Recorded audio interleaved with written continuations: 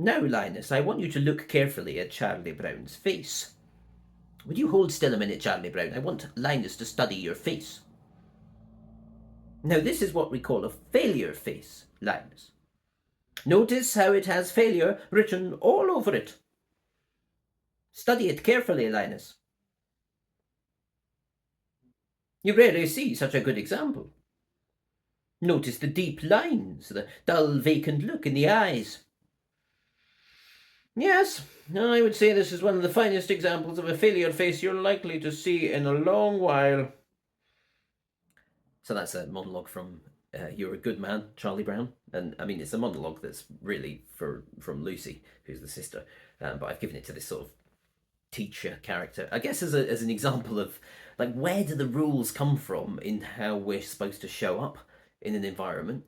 Because we, since being children and then going all the way through to adulthood, we're sort of like continually policed by other people in terms of how, if we behave in a way or we look in a way that is like slightly different from what they think is acceptable. So like, I was at a business event the other day, and we were talking about teams, and like the question was, what sort of team member are you? And I was like, well, I'm actually struggling with that at the moment, because like working with people. I like working with people. Working with people is like something I find difficult because of the way that my autistic, I think, because when my autistic communication happens, in teams, I find it very difficult.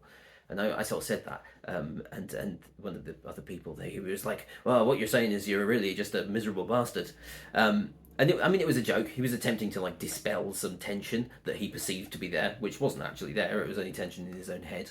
So I could like recognize it as an intent to connect with me, but also it was like a negatively coded thing, which is like basically policing how one talks about how they are in a team, because in that sort of situation the right answer is to say, oh, I'm a leader, I'm a fun runner, rather than just going, I find teams really hard sometimes, and so yeah, I thought it was a fun scene for monologue, for that sort of dynamic of just being policed by people right from when you were a kid.